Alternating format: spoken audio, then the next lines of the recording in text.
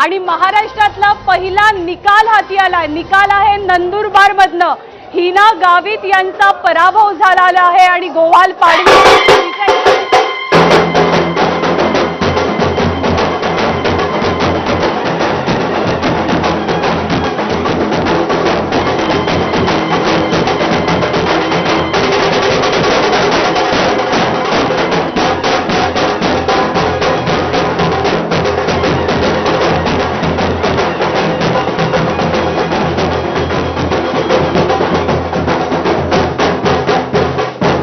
पहिला निकाल नंदुरबारचा पहिला निकाल महाविकास आघाडीच्या बाजूने।